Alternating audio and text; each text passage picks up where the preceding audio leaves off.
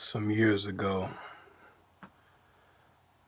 I had a dream thinking about the sacrifice that Christ had made.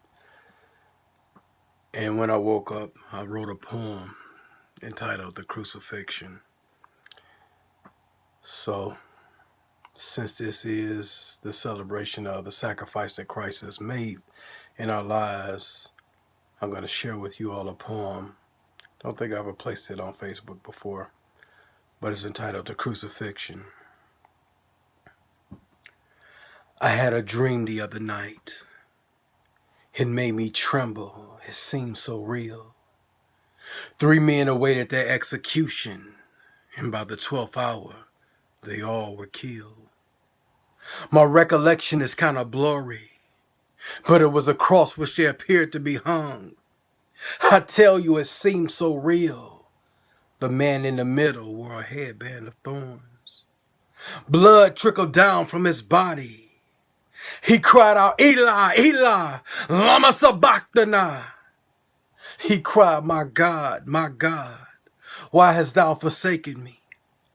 No one would even help him. Someone save him before it's too late.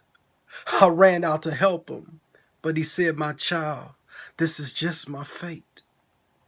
What did he mean by the fate of man rests in his hands? His vows echoed in my thoughts, but I still couldn't comprehend. The people laughed and they taunted. They showed no compassion or even love. They asked him, where was his God who created the heavens from up above? Who is this man who's saying he's doing this for me? No man I ever met would suffer torture just for me. Was it? Could it be Jesus, the Son of our heavenly King, who stepped out of the realms of immortality and took on the status of a human being? He suffered a persecution that no one should have ever faced.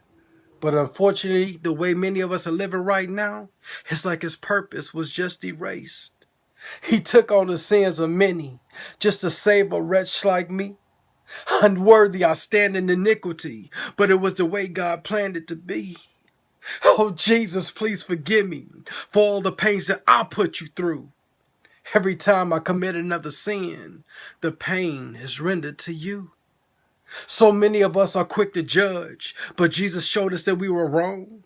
Just like the man who surrounded the adulteress, Jesus said, "Let him without sin cast the first stone." Was this the same Jesus whose Father so loved the world that he gave his only begotten Son, that by sacrificing the life of his only begotten the fight against Satan was already won? Was this the same Jesus who fasted for 40 nights and 40 days in the wilderness tempted by Satan but didn't fall victim to the serpent's prey?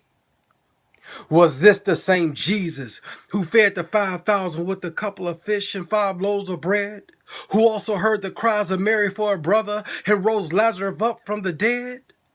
But why couldn't they see that Jesus is the key to our salvation? He only spread the word, glorifying his Father as he went from nation to nation. We cry out for Christ's second coming, for him to deliver us from this land. But if Jesus was to take on human form once more, we probably would crucify him all over again. So why should Jesus come back? For the pains that we put him through. But my Savior just looked right over him and said, "My child, I'm doing this for you." On that day, they placed my Savior in what appeared to be his eternal grave. But by the power of the Almighty Father up above, on that third day, my Savior was raised. All Jesus asks of us is to follow his Father's commands. Follow the commandments of thy Father, and by his mercy, you will be granted the promised land.